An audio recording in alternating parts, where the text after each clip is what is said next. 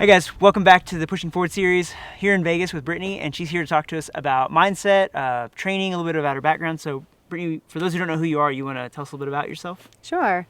So my name's Brittany, and I live in Las Vegas, Nevada. I own and operate Point Firearms Instruction, LLC. That's my training company. I teach handgun and carbine classes, and I primarily focus on the fundamentals of those two weapon systems. It's my passion, it's what I love to do, and I love my students, so that's my main thing. I also work for a couple of safeguard and security companies here in town, really just fitting in any kind of random details I can into my schedule. So I like to do that a little bit here and there, get to meet some really cool people and interact with some folks that I wouldn't normally on day-to-day, so that's always a good time. Previously, I was a lieutenant on a protective force for the National Nuclear Security Administration as a contractor. So I did that for a couple of years, and I was also an adjunct instructor for their training academy. So I would teach handgun, carbine, and heavy gun classes. So I did that for a couple of years and really enjoyed that. I just recently moved out of that field, and now I am working at the same site, same facilities, but now I'm on the emergency management side of the house, just a different contractor, but same facility. Okay. So we manage the emergency management program for all of the high hazard and elevated risk facilities at our site. So that's what I do now. So I'm also an adjunct instructor for Progressive Force Concepts, which is a training company here in Las Vegas, Nevada. They have an amazing wheelhouse of classes to take. So I strongly encourage anybody who hasn't heard of Progressive Force Concepts to check them out. They're great company, incredible instructors. Yeah, that's awesome. Yeah. So how did you get into firearms instruction?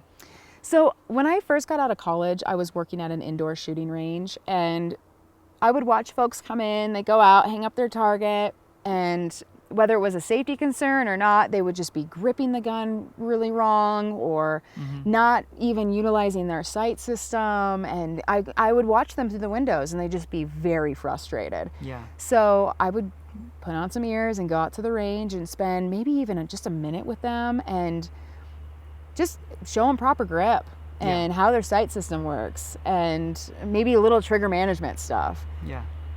Watch them just dramatically improve. And then the best part is when they were all done shooting for the day, they would come back through the range house and go, "Brittany, thank you so much for telling me about proper grip. Yeah. It dramatically improved my shooting, and I can't believe I shot this good." And they would be taking their targets home and just thrilled. Yeah.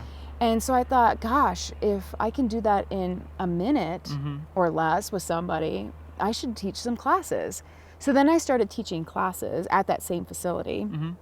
And the beautiful thing was the same students that I would spend that 1 minute with on range would be the same students who would come to my classes. And I think me spending that minute with them on the range, they understood I need training, I need instruction.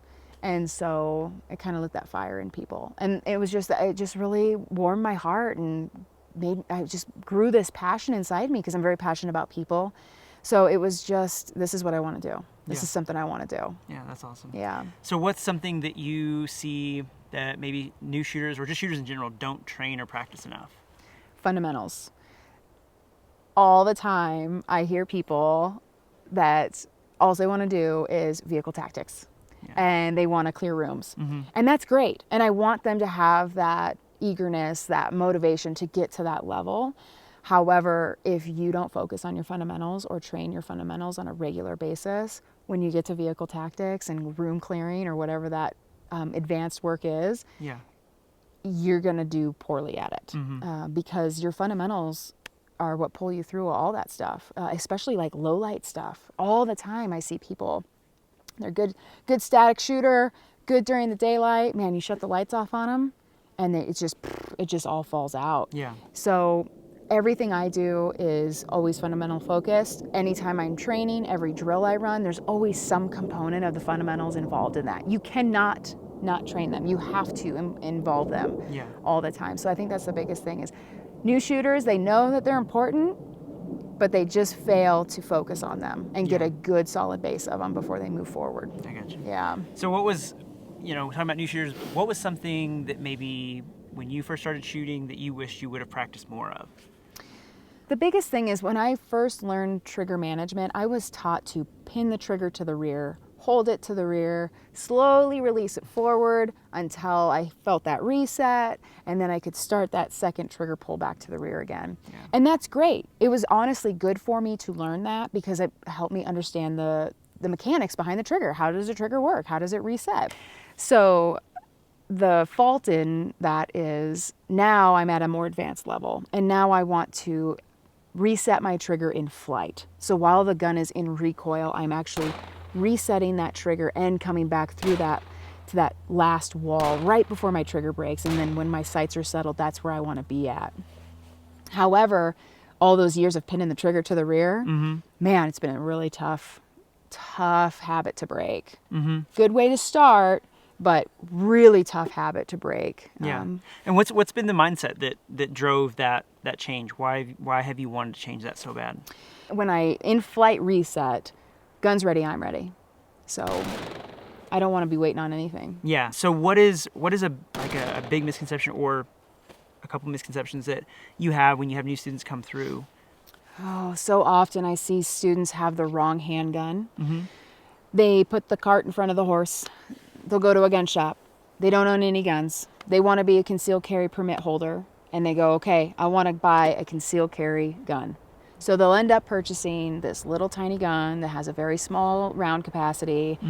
And they'll show up to the range, and it's really difficult to shoot. It's very challenging to shoot. Those small guns are harder to shoot. They're lighter, they're smaller, there's more recoil, there's not enough surface space for grip. I mean, there's a lot of components there. And then you got the capacity, so you're doing more reloads, things like that, right? It can be very challenging for a new shooter. So a new shooter with the wrong gun will not train. Yeah. So I wish people would go to a gun shop, buy a full-size gun, go to the range, get some training, learn how it functions, get a good basis of your fundamentals, and then go, okay, do I have the capacity and the mindset to conceal carry? Yeah. So often I see people with the wrong guns, and women fall into that category pretty dramatically. I don't know if it's just husbands or spouses pressuring them or telling them what they should carry, or here, I'm just going to buy you the gun. Or even when they go to the gun shop, I don't know if the people behind the counters are going, oh, you're a female, you need to get this little tiny pink revolver here. One of the hardest guns to shoot in this entire shop. Yeah. But they think they're kind of doing them a favor. And then they show up to train, and they are just miserable. And it hurts their hands. They don't like it. Guess what they're not going to do? They're not going to sign up for another class.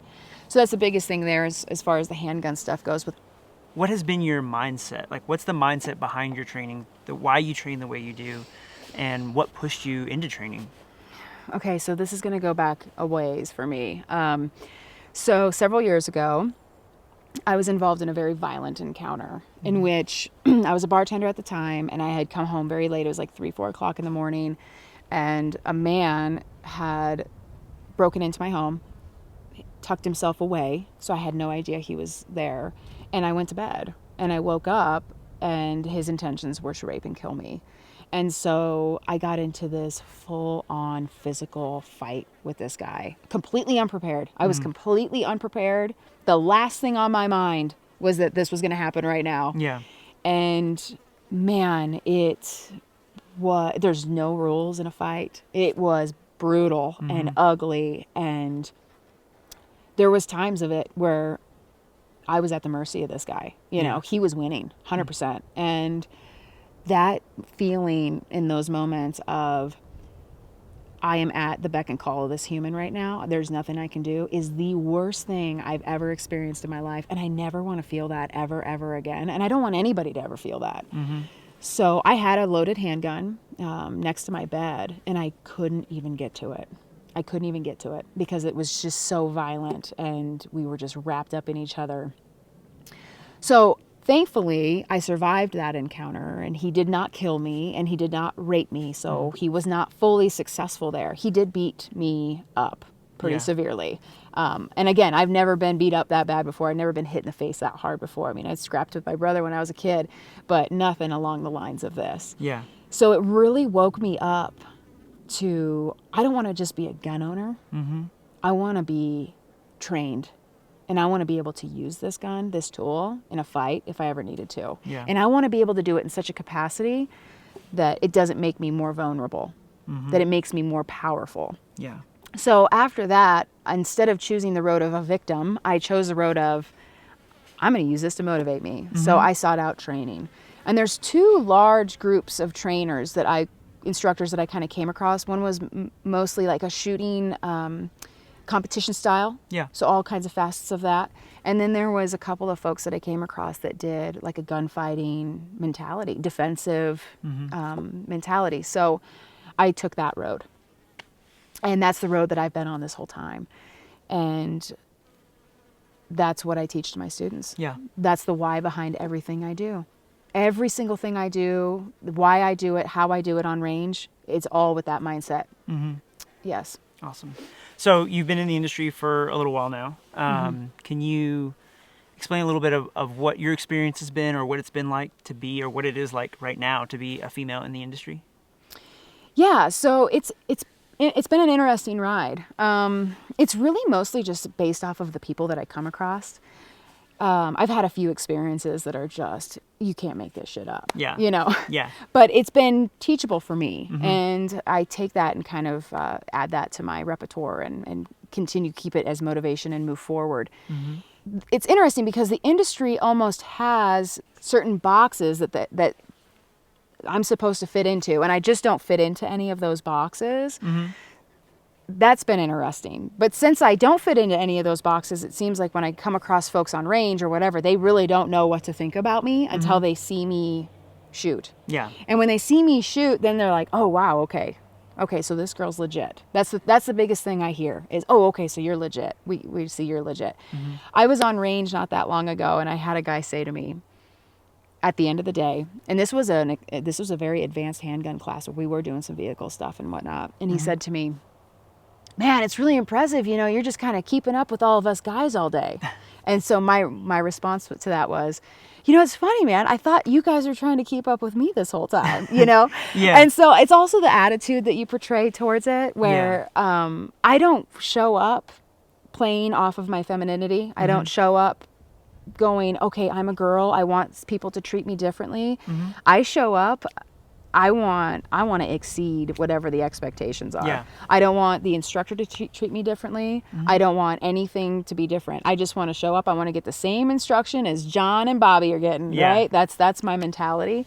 And I think that has been the biggest way that I have gained credibility with certain people in the industry is they know that they can push me. They know that I want that. And that's just, it's been really beautiful.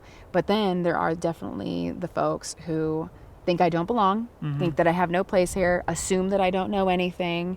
And so I've just tried to keep a positive attitude about those folks and not necessarily change their mind, but maybe just show them a little light. Yeah. You know? Yeah.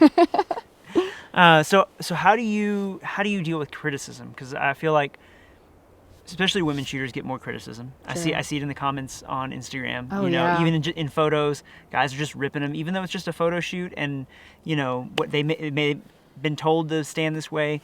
Guys are just ripping them. Yeah, you know, yeah. and she may be an amazing shooter, and she may be like a professional end user, but for whatever reason, I feel like women get picked apart more. So how do you find yourself getting more criticism, and how do you deal with that criticism? So yes, I definitely feel like I probably get a little bit more criticism, and I do welcome it from credible sources who are criticizing me with the intent to help me be better. Yeah, I love that.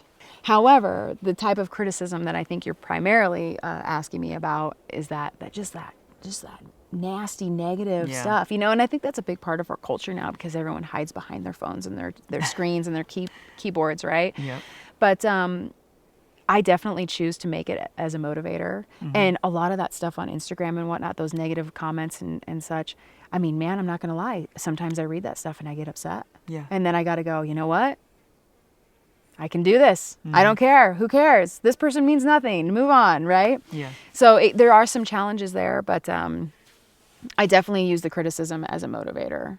And oftentimes, these folks who leave these comments have absolutely no idea what they're even commenting about. Yeah. So that's another thing I try to keep in mind as well. And I try to laugh it off and whatnot. So as a female in the industry, do you feel like you have to train harder because you're a female? I do. And I also welcome that Yeah. because the only person that benefits is me. Yeah. And I'm not trying to be selfish by any means, but absolutely, you want to set a higher standard for me, I'm going to exceed that. And I'm going to work towards exceeding that at least. And so I like that. Yeah. And I don't discourage that. And some of the guys that I work and train with from Progressive Force Concepts have a very high standard. And if they did not have such a high standard, I would not be at the level that I'm at. Yeah. And so I am thankful for that. 100%. Yeah, that's awesome. So what current goals do you have? I mean, you've been in the industry for a little while, and you don't like you're going anywhere anytime soon. So what goals do you have long term? As an instructor, I want to improve. I want to continue to grow as an instructor. I want to continue to grow on what I teach, how I teach it, what I say, how I interact with my students, what drills I run on range, how it's applicable to the gunfighting world, all of that. I just want to improve as an instructor. And it's such an incredible journey. And being an instructor has really helped me in different facets of my life, both professionally and personally, of just the words that I choose to use and how I interact with people. And definitely public speaking with work. I do a lot of public speaking, and it's just given me a lot of confidence and helped me along the road with that. Yeah. Which has just been great. So I'm really excited for the journey to continue, so I can just continue to get better and better and better. Because every time I teach a block, even if it's just, this is how you stance, this is your stance, the next time I teach that block, I'm going to teach it a little bit better because I can always get better, always a student, right? So there's that component. And as a female in the industry, I really just want to pave a road because I don't know a whole lot, or if any other females out there like me that are doing it, what I'm doing. And that's not a bad thing, but I really wish there was a lot more. Yeah. And I know women who are sheriff's deputies, law enforcement, protective force, all facets, professional security, just every facet. We're out there. Yeah. We are out there and we are working. Yeah. And so I know we're out there. And I want to continue to push and make this road so that females know that in this industry, you do not have to fit into any box that has already been created for you. Yeah. So you can get likes, or so that you can, get a lot of attention. But that's not the way to do it. Yeah. The harder road always takes a lot longer, right? And that's, I think, one of the struggles that I've had that we've talked about offline is I feel like I've been doing this and doing this and doing this, and I'm not getting that platform that I want to be able to continue to do it and do it on a bigger platform. Yeah. Is because I don't fit into one of the boxes Yeah. that the industry has set already for us. Absolutely. You know? Yeah, for sure. And that's okay. It's just going to take a little longer. Yeah. You know? But hey, it's worth it though. Totally worth it in the end. Yeah.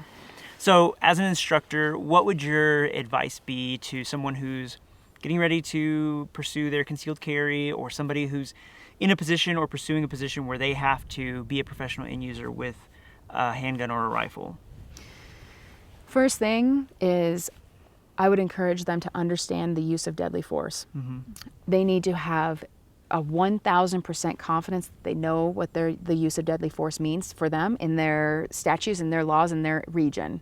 That's the biggest component. And it's so often, every CCW class that I either help teach or sit in on or whatever, it's like everyone in there gets all frustrated because, what do you mean we got to sit through a 4-hour block of instruction on use of deadly force? And it's like, well, this is the biggest component of this class and what you're doing. So you need to understand this. And that's a part of the mindset. It's part of that mentality.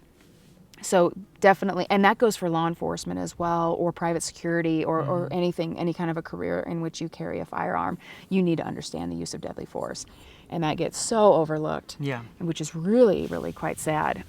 So there's that component. But then also, there's going to be a standard with the concealed carry, law enforcement, whatever. There's going to be a qualification course that you have to fulfill on a yearly basis or a quarterly, whatever the case may be. And do not allow that to be your standard. Yeah. If that is the only time you shoot during the year, and I've been in classes, I've been in a CCW class where people are like, oh, well, I haven't brought this gun out since the last qualification. And that is, and they think that it's funny and that it's cool, and it's not cool. If that's the case, that is 100% wrong, and in my opinion, you have no business carrying a gun. Yeah.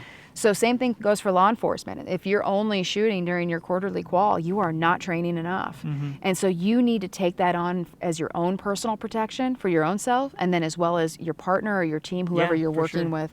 And you need to own that, and you need to exceed and set a new standard.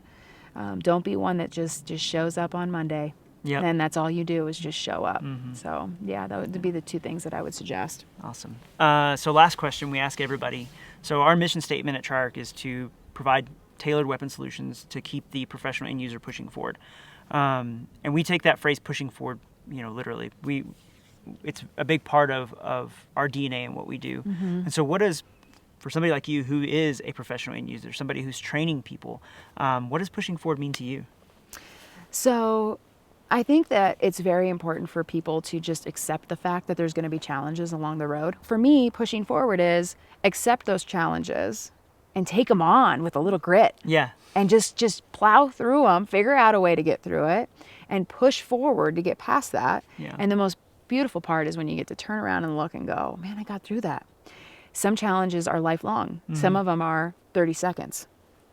Some of them are 2 days, whatever, there are all kinds of different challenges out there. But as soon as you accept that they're out there and you look them right in the face and take them on, get to that other side and you can turn around and look back and go, I got through that. Yeah. So always pushing forward, always looking for a solution, always getting out there and going above and beyond what you ever thought that you could. That's the most beautiful part of life. Yeah. Yeah. That's awesome. Well, thank you, Brittany, for sitting down with us today Absolutely. to chat. And guys, thank you for tuning in. Make sure you hit that like and subscribe button and share this video for anybody you think that might find it useful. And make sure you tune in next week as Brittany breaks down her gear with us. Yeah. So cool. Thanks. Awesome.